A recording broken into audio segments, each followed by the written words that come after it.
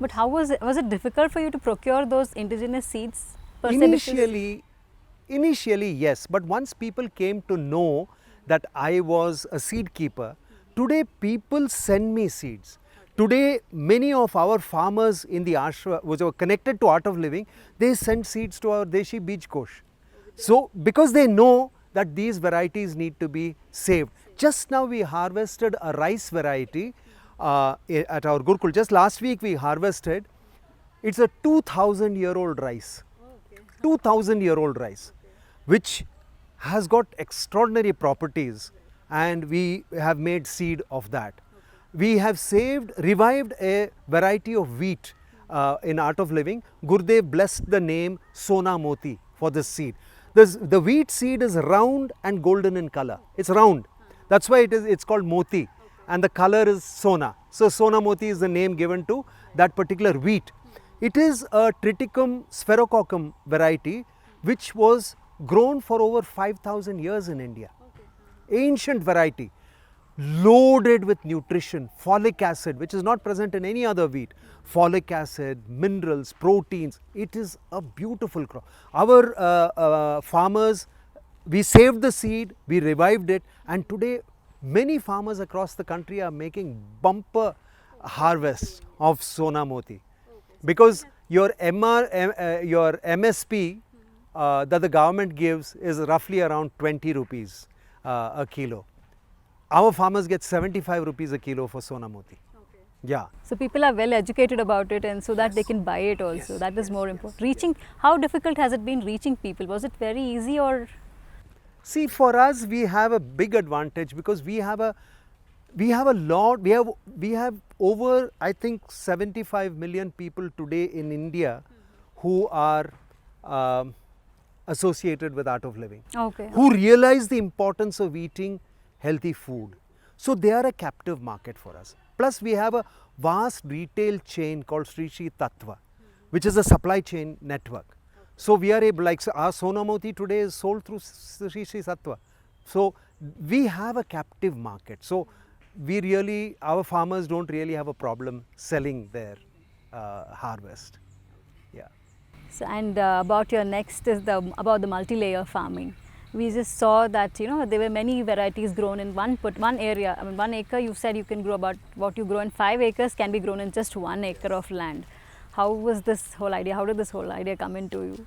Right. So natural farming, if you see Vriksha Ayurveda, they talk about food forests, where in a piece of land everything will be grown. Even in Bangalore, my grandmother's kitchen garden will have one plant of everything. She will have Brahmi growing, she will have lemon growing, she will have papaya growing, she will have everything. Everything is growing. Some brinjal, some brindi, everything grows in the garden. So the concept of food forest was very important for us because nature loves diversity. If you go to a virgin forest in Malnad, never you will find the same tree. It's a mix of several species, right? Similarly, agriculture should be a very diverse food forest. So it's an ancient concept. It is not a new concept that is from Art of Living, but we have sort of refined it, where we grow 5 to 8 crops simultaneously in a piece of land. And getting good yield with all of them. Yes, yes. So it is based on the resource requirement for each species. So there could be a papaya which requires direct sun. Its roots go a little deeper inside, so you can take the moisture regime from a deeper depth, and then it has its requirements. Whereas a methi, for example, would require shade and take resources from the top 1 inch of the soil. You require you grow turmeric or ginger, and it will have a different requirement. It requires semi-shade. So based on the resource requirement, we can construct a mix of crops that are very, very compatible. So in mixed cropping, we say 2 and 2 doesn't make 4, it makes 22. So the synergy of the mix of the crops will give us 5 times the yield in the same piece of land. So that's how we. Yeah. I mean, as a layman, I'm just asking you, because when 2 species are there, two plants are grown together, right, will they have enough nutrients? Will the soil have enough nutrients to suffice for all the plants, Right. all types. Right. So, in chemical farming, if we are growing the same plant next to each other, okay, the plants are competing with each other. Okay. But in Vriksha Ayurveda, we have combinations of plants which are synergistic. Even in our Karnataka, we used to grow makkinjola, which is corn, and as that season is finishing, we will sow avrekai. Okay, the corn and the avrekai will grow together. They are synergistic because the avrekai, the bean will fix nitrogen for the corn. As the corn stick dries, you harvest the corn, but the stick remains there. The avrekai climbs on that. We have several examples which we have forgotten. What you said, old is gold, we have forgotten. And we have just gone into this industrial agriculture, monocropping, and because it is easy to scale it. So that is why you can easy to mechanize it. It has its advantages, but fundamentally we are losing on sustainability. So when we have crops which are synergistic to each other, then they do not compete, they actually support each other. That is why we say 2 and 2 makes 22. So that is the mantra in multi-layer farming and mixed cropping. So about this multi-layer gardening, sir, have you been training farmers in this regard? Yes, absolutely. So we have Shri Shri natural farming courses which we offer the trainers. Right now several state governments have signed up with Art of Living. Maharashtra government has given us 13 lakh hectares to be converted to natural farming from chemical farming. Assam government has asked us to train 10,000 farmers. Haryana government has asked us to train 25,000 farmers. So we are working with a lot of state governments where we teach this concept of multi-layer farming, indigenous seeds, use of all the natural farming bioformulations, use of astras for insects and disease control, and mulching to encourage earthworms. So all the key pillars of natural farming, it is taught to the farmers. So this is a course that we offer to the farmers, and usually we are working with government agencies for this, for the implementation of this. How many farmers have been trained for? So far till now? 22 lakh farmers have been trained, but right now we have huge numbers, like Maharashtra itself will give us at least 13 lakh farmers.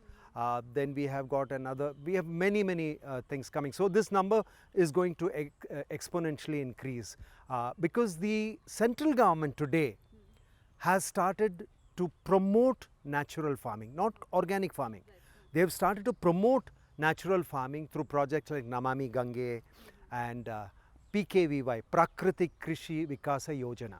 That means revival of our ancient agriculture techniques.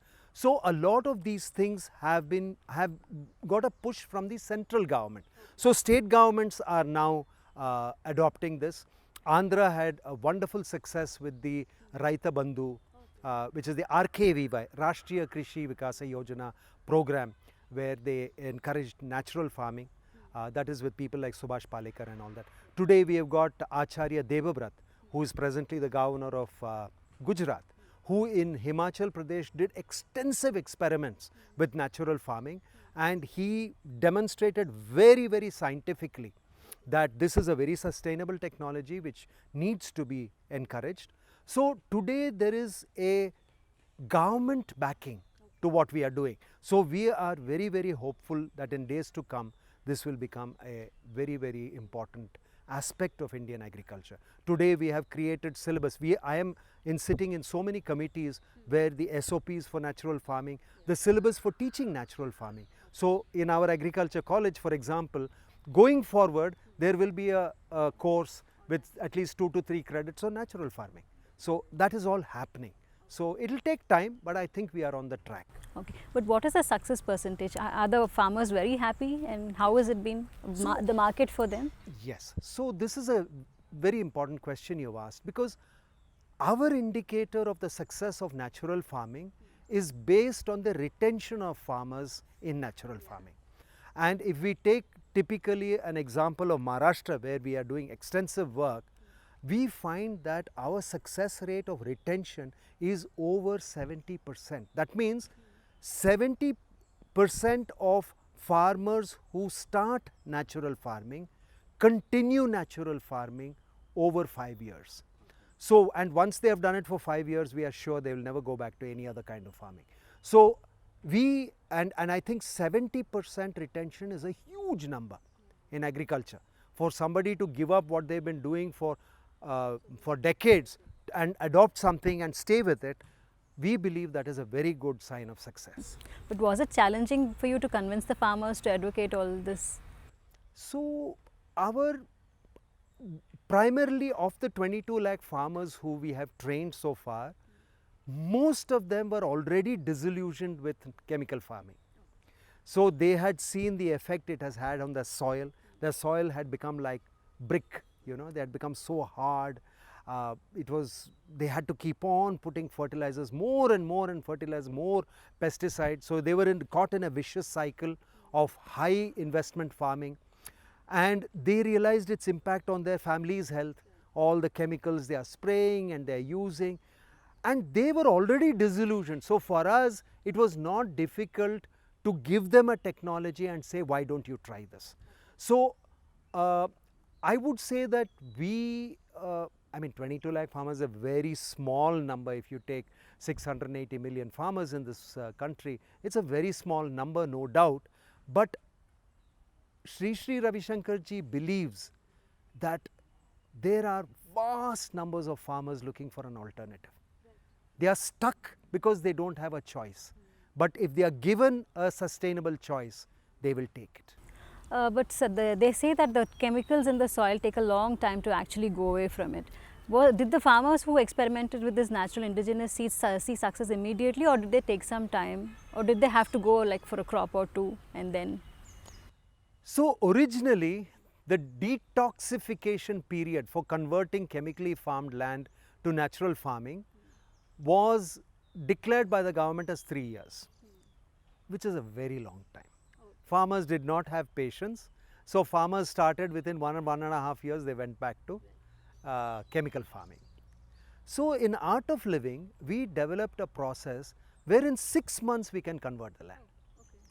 And this is recognized by NCOF, which is National Council, NCONF, National Council for Organic and Natural Farming, which comes under the Ministry of Agriculture. And they say that for our farmers who do our Sri natural farming, we can give them certification even after 6 months. So, we have pioneered a technique where we can detox the soil within 6 months. Yeah. So, if we use a process called bioremediation, where we are using very high nutrient uptake plants or high mineral uptake plants like methi, palak, danto, amaranth, these kind of leafy vegetables whose lifespan is only 30 days, 40 days, like that. So, within 5 to 6 rotations, these plants actually absorb all the heavy metals, pesticide residues, they absorb and detox the soil, and we can start natural farming immediately after that. Yeah. Okay, so and the other current problem is many youth are actually coming off to cities. They are abandoning their agricultural lands, and because of less productivity whatsoever, they don't find it very fertile and they don't get enough gains from whatever they are doing. So, what is the piece of advice you would like to give such people, and what is your definitely. Traditional agriculture today is facing a serious challenge that children of farmers do not want to continue farming. They would come and work as a security guard, earning 4,500 rupees in a city rather than till their land. So, this is a disaster for the country. You know, this kind of an attitude is a disaster for the country. So, how does the government and institutions like us look at this? Agriculture as usual doesn't have a future. So, we have to look at how to innovate. So, what is happening today, if you see, the farmer produces something in his farm, gets very little return for it. The bulk of the profit is made by the processing industry and the logistics industry. So, Farmer might get only 5 rupees or 10 rupees for tomato, but you will pay 40 rupees or 50 rupees on the supermarket. So our idea in here is that we need to teach farmers to do some amount of value addition at the farm level. So even if the farmer does minimal cleaning, minimal packaging, there is a value addition to that, which is a huge additional income for the farmer. And these require very, very small machineries. So what we do in Art of Living is, if we have a group of, in a village, let's say we have a group of 20 farmers, we form what is called a Sri Sri Kisan Manch. And this Manch is a cluster of farmers who work together. So if a cluster of 20 or 50 farmers buy 4 or 5 small machines, which the government subsidizes, they can add value before it leaves the farm. This kind of agriculture, where you do value addition before you sell, I believe is going to be the future. And that is the only way agriculture and farming will become profitable. Yeah. So what are your future goals regarding this, and what do you envisage for the future? I think if I look at this from an institution like Art of Living, we would like to do many more farmer conversions to natural farming. So we are looking at 22 lakhs. We might want to look at,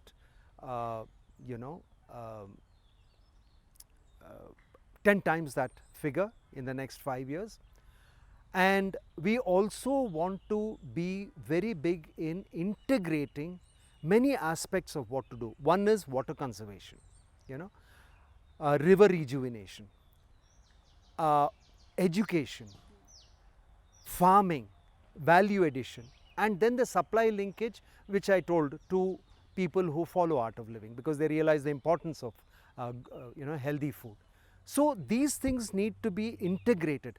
We can't look at each as an independent standalone. We have to integrate these things. So we work a lot in tribal areas with women's self-help groups. We do conservation of seeds, Desi Beej Kosh. There is a big revenue stream available there. Huge revenue potential is there. Then we have many forest vegetables which have grown extinct because forests have disappeared, the vegetables gone. But today we are reviving many of those. In Maharashtra we have revived over 40 varieties of leafy vegetables which the Adivasis used to harvest earlier. So I believe now we need to look at this in a more wider perspective, a 360-degree perspective, where water, agriculture, education and supply chain linkage, I think all these things need to come together. Then we have a very successful, sustainable business model that will emerge from. Thank you so much for the insightful talk. It was very nice talking to you. Thank you so much for being on the show, sir. Thank you so much for having us, Archana ji. Thank you. Thank you.